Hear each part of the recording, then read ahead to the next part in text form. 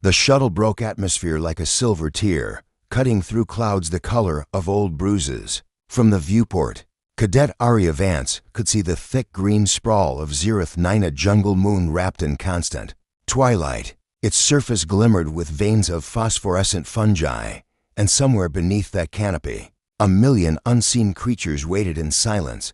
She adjusted the strap of her survival pack, her gloved fingers trembling only slightly. Not from fear, at least, that's what she told herself, but from the anticipation of being alone again.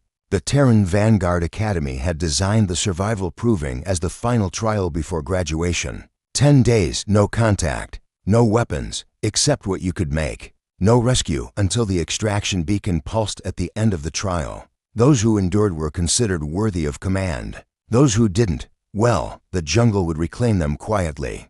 As the shuttle touched down on a clearing carpeted in mist, the instructor's voice rasped over the comms. "Vance, your 10-day starts now. Survive, adapt, return." Vanguard out, then the engines flared, and she was left with nothing but the echo of her own breathing. The silence of a living world. Zereth 9 was alive in ways no human world ever was. The air shimmered with spores that glowed faintly violet, and every tree seemed to breathe. Roots pulsed beneath the ground like arteries. Arya had studied this place in the Academy's xenobiology labs, but books couldn't prepare her for the oppressive heat, the stench of rotten nectar. The way the jungle seemed to watch, she found a stream by dusk, its surface flickering with pale insects that danced just above the water. She knelt, cupped a handful to her lips, and froze. Something was moving in the reflection behind her. Just the wind, she thought, but Zereth 9 had no wind. Not down here, not under this canopy. She straightened, blade drawn, scanning the tree line. Nothing, only the sound of distant animal calls, low, hollow, almost mechanical. The jungle, she told herself, is testing me. She spent the first night building a shelter out of creeper vines and farrow leaves, sharp enough to slice if handled wrong. She slept with her makeshift knife across her chest, but sleep didn't last long. A shriek tore through the dark, a sound like metal grinding against bone. It was followed by 3 short clicks, rhythmic and deliberate. Then silence. Her pulse spiked. She knew that pattern. Every cadet did. It was the hunting call of the Kothrek, the galaxy's most feared apex predators. It couldn't be possible. The Kothrek were bound by treaty, confined to their war worlds beyond the Perseid Rift. They didn't hunt in Federation territory anymore, unless this was no coincidence. The bodies in the tree speed on. She'd found the first sign. A cadet's helmet split clean in two, hung from a branch like a grim ornament. The name etched into it read Marek Tan, Delta Squad. He'd been dropped nearly 20 kilometers from her designated zone. The odds of finding him here were near impossible. Then she saw the rest. Bodies, 6 of them, strung upside down, suspended from the high canopy with a precision that was both ritualistic and surgical. Skin removed in patches, muscles exposed in deliberate patterns. The marks weren't random, they were trophies. Predators don't kill for food, she thought. They kill for pride. She crouched beside Marek's body and noticed something strange, a small metallic shard, embedded in his armor. She pried it loose with the tip of her knife, a triangular fragment etched with alien runes. That pulsed faintly when she touched it. Kothrek technology.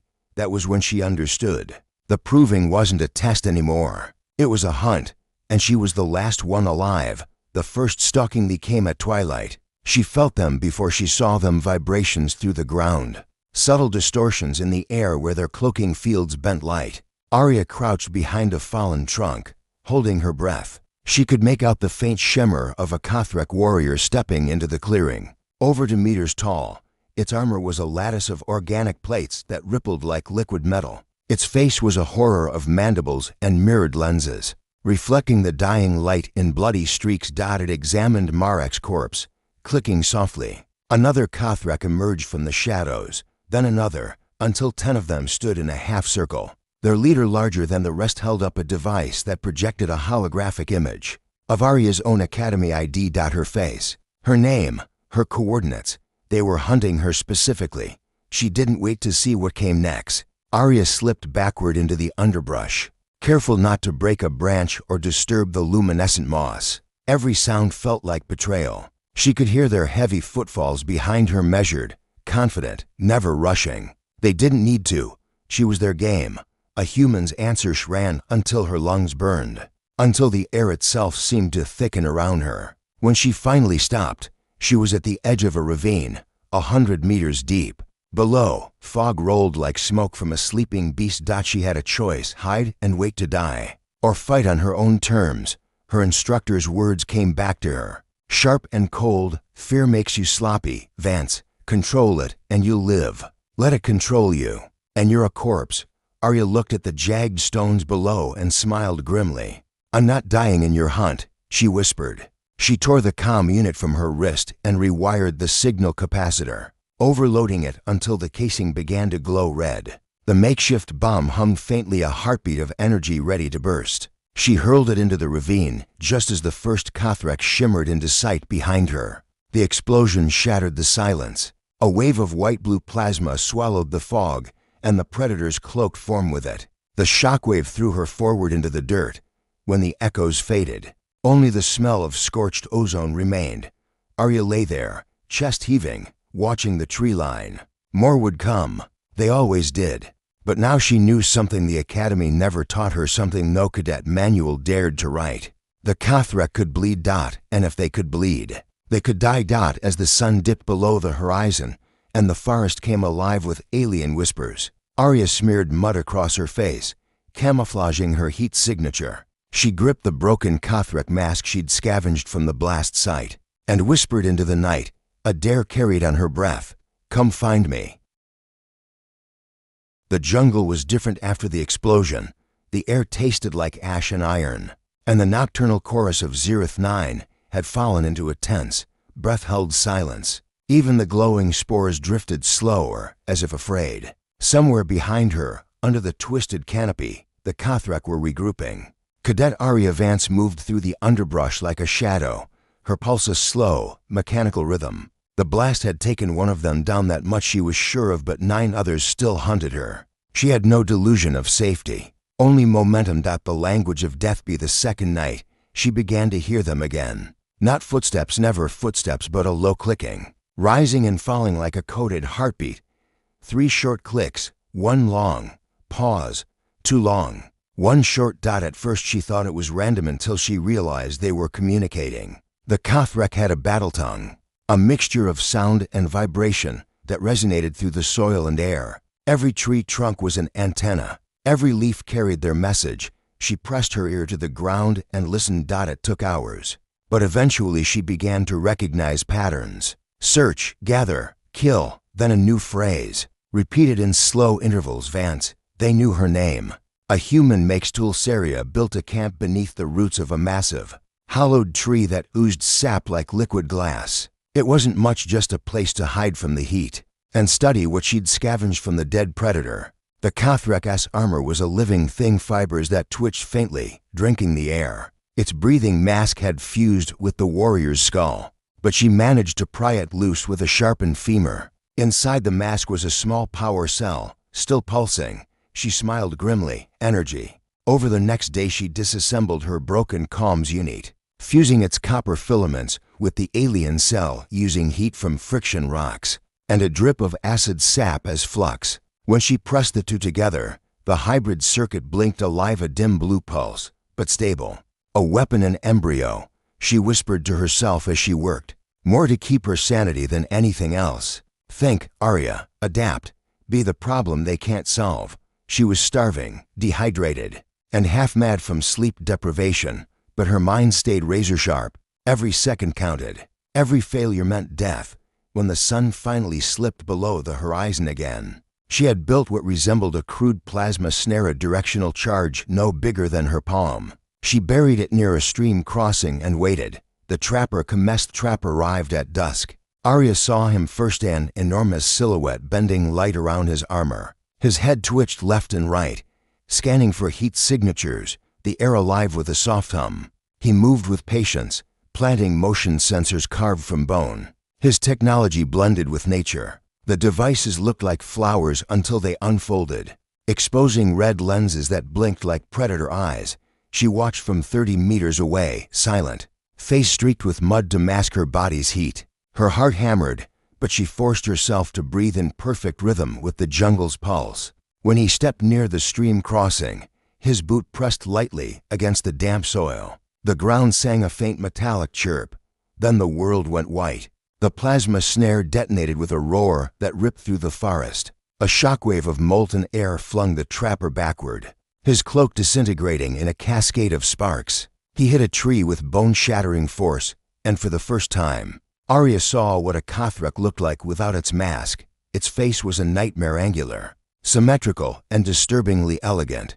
Deep red eyes blinked beneath ridges of translucent armor. Mandibles quivered, leaking iridescent blood that hissed when it hit the soil. The creature tried to stand. Arya was faster.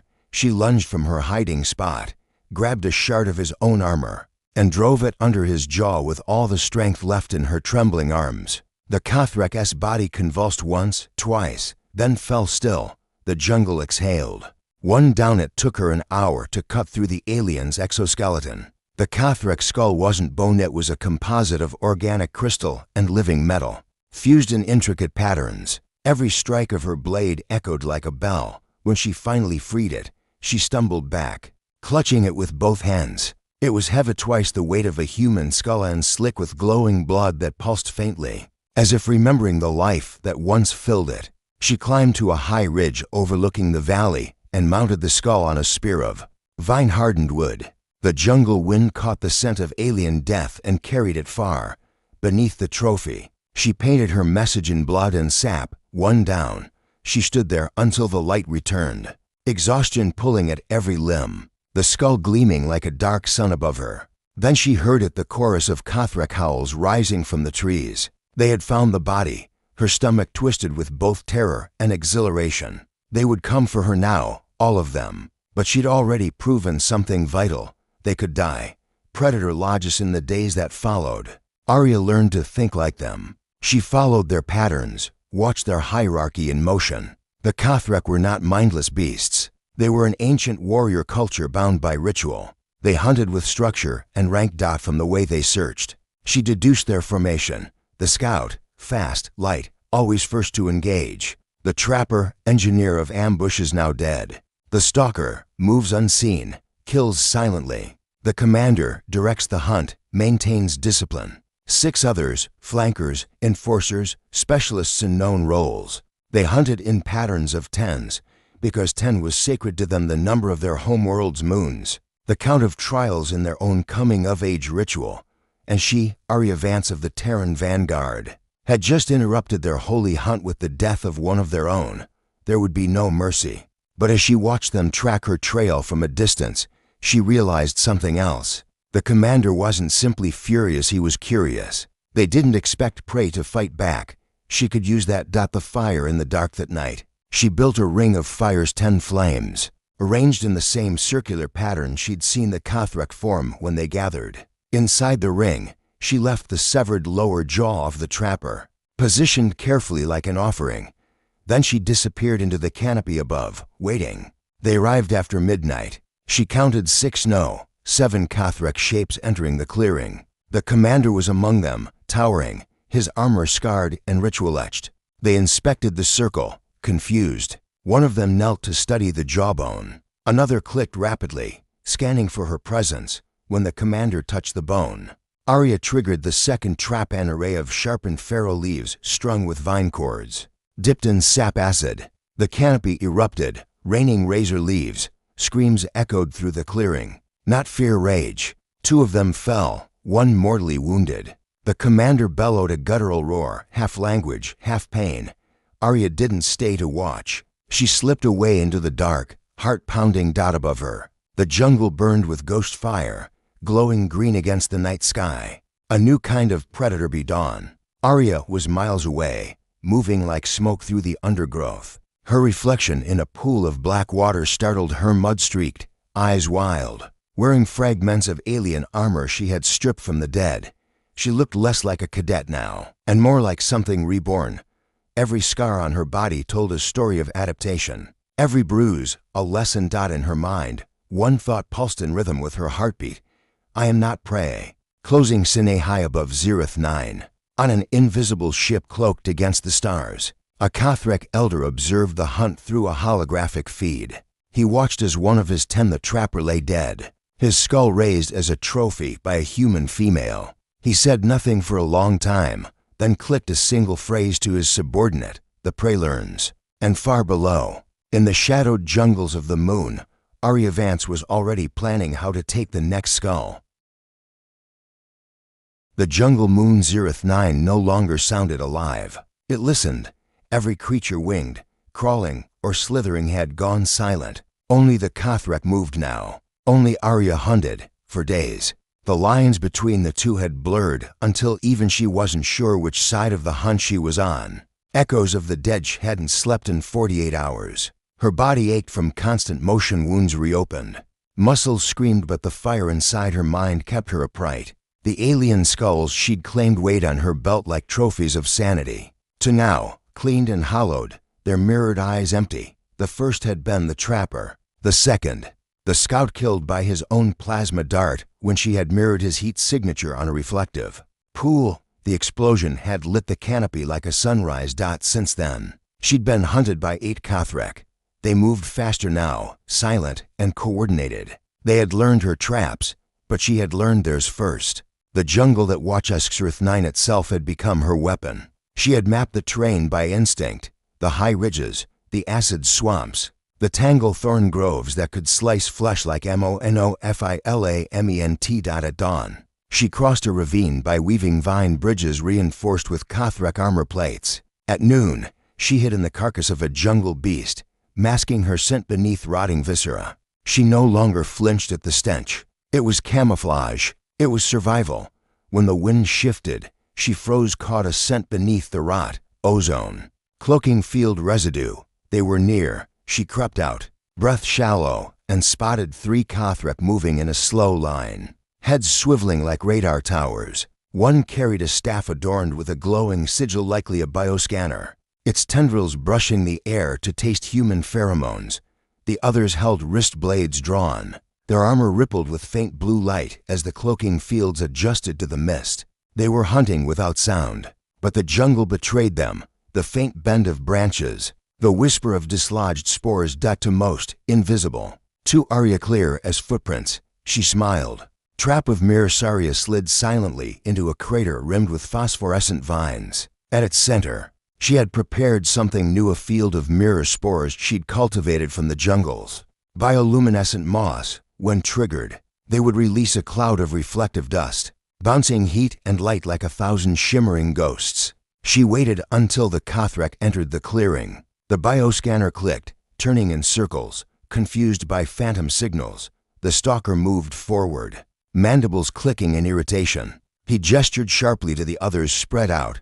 That's when Arya triggered the spores. The clearing erupted in floating light, a cloud of fractured heat signatures dancing like spirits. The Cathrek froze, blinded. From the crater rim, Arya leapt, her knife one of their own wrist blades, modified into a short sword, glinted blue as it found the gap beneath the stalker's mandible. She twisted once, pulling hard. The creature's roar was cut short. Before the others could react, she fired the scavenged plasma cell she'd wired into her left gauntlet. A pulse of blue-white energy slammed into the second hunter, blowing him back into the vines. The living tendrils seized his limbs instantly, tightening as they sensed blood. He struggled. The vines didn't care. They fed. The third Cathrek roared and charged, faster than any human reflex could match. Arya ducked beneath his blade, rolled into the underbrush, and slashed the vine bridge she'd set earlier. He plunged into the crater, impaled on his fallen brother's jagged armor. 3 more skulls for her collection. Whispers of the commander be nightfall. Only 5 Cathrek remained. Arya moved through the trees like smoke, her nerves buzzing with exhaustion and adrenaline. But that night, something changed. When the Cathrek came again, they didn't attack. They spoke. The voice came through her comband, hijacked by an alien signal. The tone was low, rhythmic like gravel rolling through metal. Human, Vance. Her breath caught. You can speak. There was a pause, then a deep clicking growl. You learn. You kill. You earn. Honor. She gritted her teeth. Honor. You slaughtered my friends. Weak, not prey. Only noise. Then what am I? Question. To be answered. The comm went dead. She sat in the darkness, trembling not from fear, but from rage. The commander had just changed the rules. He was no longer hunting for sport. He was testing her dot, and somewhere deep inside her, a dark thrill answered the challenge. The killing ground fourth and fifth Cathrek fell within days. Not easily, never easily, but with precision born of obsession. She learned their breathing rhythms, their cloaked shimmer patterns, their habit of pausing every 7 steps to scan the horizon. When the fourth tried to ambush her from above, she lured him into a thermal vent. The steam flash boiled his armor from within. When the fifth followed her trail to a narrow canyon, she detonated a charge of volatile sap, burying him under a cascade of molten stone. Each death left her colder. Each victory emptier. She no longer spoke aloud. She stopped counting days. The jungle had reduced her to instinct, and instinct had made her lethal. The commander's shadowed next encounter wasn't an ambush. It was an invitation. At sunset, she found a clearing filled with Cathrek runes carved into the trunk symbols that glowed faint red, pulsing like heartbeats. At the center stood a single skull, the trapper's, cleaned and polished. Beneath it, a crude imitation of the human vanguard insignia had been burned into the earth. A message, he remembers. She knelt, scanning the area, every nerve on edge. Then she heard it behind her, above her, all around her. The jungle itself seemed to vibrate. Enough hiding, human. The voice wasn't from her calm this time. It was real, heavy, behind her. She turned slowly. The Cathrek commander towered above the undergrowth, his armor scorched from her traps. His mask cracked down one side. His eyes burned like molten amber. He carried no weapon drawn, though two blades gleamed at his wrists. You hunt like us, he said, the words jagged but intelligible. You learn the silence. You kill the fear. Arya's jaw tightened. You killed my squad. They were prey. You are not. He tossed something at her feet, her academy insignia, torn from the armor of a fallen cadet. You seek vengeance. I seek proof. Proof of what? That humans can become more than meat. He tilted his head, emotion eerily human. Kill me, and the hunt ends. Arya stared, pulse hammering. Every instinct screamed trap. Yet part of her knew this was real. This was what he'd wanted all along, to face her, warrior to warrior, stripped of deceit. She nodded once. Then let's finish it. Trial by blood. They circled each other in the clearing, silent except for the hum of their weapons. Arya moved low and fast, her blade an extension of her breath. The commander countered with precise, sweeping arcs that cut the air in ripples. Each clash sparked blue light, illuminating the sigils around them. He was stronger, far stronger, but she was faster. When his blade sliced her shoulder, she didn't flinch. She drove her knee into his abdomen, ducked under his swing, and plunged her knife into the joint of his armor. Black blood splattered the ground. He roared, backhanding her across the clearing. Her body slammed into a tree trunk, vision flickering. You fight well, he growled. You fight angry. Angry keeps me alive. She spat, wiping blood from her mouth. They clashed again, the air alive with sparks and alien cries. Finally, she fainted left, rolled beneath his arm, and triggered the plasma cell embedded in her gauntlet. The explosion was small, but precise, a concussive burst against his chest. The commander staggered. She leapt, driving both blades into his throat. For a heartbeat, neither moved. Then he fell to one knee, mandibles twitching. Udar, hunter. He collapsed, the jungle swallowing his final breath. The weight of Victoria stood over his corpse, chest heaving. The adrenaline drained from her veins, replaced by something heavier and ache deeper than exhaustion. She looked at his mask, half shattered, and for the first time, she didn't see a monster. She saw a mirror. He'd given her what no instructor, no academy, no human had ever given her, the chance to become something more than afraid. She pried the skull free, the ritual act feeling both savage and sacred. Then she built a fire beside his fallen body, burning it in silence, honoring the code she'd learned from the dead dot. As the smoke rose into the twilight sky, she whispered, 5 down. But even as she spoke the words, she knew the hunt wasn't over. Somewhere, in the distant stars, other Cathrek would be watching, and they would come. The fires burned for 3 days. The jungle never dared to interrupt them. When they finally died down, only ash and bone remained, and in the center, Cadet Arya Vance sat motionless, her hands blackened with alien blood. The Cathrek commander's skull rested beside her, eyes hollow, mandibles frozen in a silent snarl. Above her, the twin moons of Zereth 9 glowed red and gold, casting light across the clearing where 10 skulls now stood on pikes, each one a promise kept. The hunt was over. But Arya was not the same woman who had entered this world. The long walk, it took her 3 more days to reach the extraction zone. Her body was a ruin, one arm broken, ribs splintered, a fever burning through her veins. The alien toxins had seeped into her bloodstream, leaving her half delirious. But her legs still worked, and that was enough. She carried the skulls on a rope slung across her shoulder, the weight dragging at her spine. Each step left dark prints on the glowing soil. She didn't speak, didn't cry, didn't even breathe loudly. The jungle that had once hunted her now parted before her, its creatures scattering in silence. Even the insects ceased their clicking when she passed. The moon itself seemed to dim. On the morning of the 10th day, the beacon she'd rebuilt from scavenged parts began to blink, faint, dying, but alive. She set it on the ground, fell to her knees, and watched the tiny pulse. A minute later, the sky opened. The Rescueth Vanguard frigate Aegis Dawn broke through the clouds like a falling star. Its engines sent waves of hot wind through the trees, bending them toward the ground. Arya shielded her eyes as the shuttle descended, its lights blinding after weeks in the dim twilight. When the hatch opened, voices poured out, human voices. Survivors spotted. Get med evac gear. Holy hell, she's still alive. By the core, what happened here? She didn't answer. Instead, she stood, staggering slightly, and lifted the rope of skulls from her shoulder. The soldiers froze. Each skull shimmered in the light, black, ridged, alien. Their surfaces bore marks that glowed faintly, some charred, others cleanly cut. She dropped them at the feet of the Vanguard captain with a hollow thud that echoed across the clearing. Then she straightened her back, blood and soot staining her uniform, and spoke for the first time in days. 10 hunted me, she said quietly. I returned their answer. The debrief they brought her aboard the Aegis Dawn under armed escort. Not out of mistrust, but out of awe. The medbay lights felt harsh after the jungle's shadows. Every beep and hiss reminded her that she was back among machines, among civilization. But civilization felt strange now, sterile, fragile. The doctors whispered around her. She should be dead.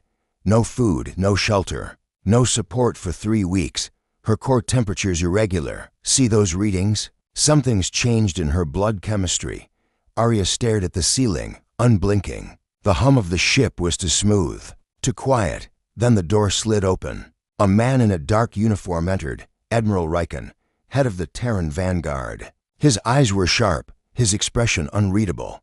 He dismissed the medics with a gesture. Cadet Vance, he said. Or should I say, Lieutenant Vance, you've earned your commission 100 times over. She didn't respond. He circled her bed, studying the scars that patterned her arms. Do you know what's happening on the networks right now? The footage your beacon transmitted, the Cathrek, the skulls, everything is being dissected by every command intelligence in the Federation. The Cathrek broke treaty. They violated interstellar law. You've given us proof. Arya finally turned her head. Her eyes were no longer soft brown. The irises glowed faintly gold, a lingering effect of the alien blood she'd inhaled. Proof, she said softly, that they exist, or that we can kill them? Riken hesitated. Both, she smiled, not with pride, but with something colder. Then you don't understand what you've started. The message in the ashes 3 days later. The Aegis Dawn lifted from orbit. A recon drone remained behind on Zereth 9 to record the site where Arya had made her final stand. When its cameras swept across the clearing, it transmitted one last image, 10 skulls, mounted in perfect symmetry, arranged not as trophies, but as symbols. Each bore an inscription carved in both Cathrek glyphs and Terran script, together. They read, "Hunt me again, and I will return your gods in pieces." The footage spread through every human colony within a week. Some called her a hero, others called her cursed. The Cathrek called her something else entirely. the legend of the human hunterman's past. Arya recovered physically, though her mind remained half in the jungle. She trained alone, slept little, and avoided human crowds. The brass tried to debrief her repeatedly. Every time, her answers were short, detached, surgical. How did you kill them? With their own lessons. Why mount the skulls? To send a message, one analyst noted in his report, subject displays predatory mimicry, behavioral adaptation beyond typical human aggression thresholds. Arya didn't care. She was already preparing for something else when she was discharged from the hospital. She requested a ship, a small one, solo crew. Destination, unclassified sector beyond the Perseid Rift, Kothrek territory. Her request was denied. 3 weeks later, the ship was stolen, and Arya Vance vanished into the void. The aftermath decades later, Kothrek scouts told stories of a phantom that haunted the edges of their hunting worlds. A figure wearing fragments of Kothrek armor, moving between shadows, silent and merciless. She never spoke. She never left survivors. They called her Virash Talana, the silent returner, the one who answers every hunt with a greater hunt. Among humans, her name became legend, half myth, half classified record. The cadet who had been hunted, the soldier who turned fear into a weapon, the ghost who carried 10 skulls into the stars as her banner. Epilogue, the skull room 100 years later. In a forgotten section of a Terran war museum orbiting Mars, there's a locked chamber few ever enter. Inside, under glass and shadow, 10 skulls rest in a perfect circle. They pulse faintly with alien light, as though remembering their final hunter. On the wall behind them, carved in both alien and human language, are the same words she left behind on Zereth 9. Humanity does not run. And though she was never seen again, sometimes when the station's lights flicker during orbital dusk, curators swear they can hear a faint whisper in the static of the comm systems, a voice that sounds almost human, almost alien. The hunt never ends.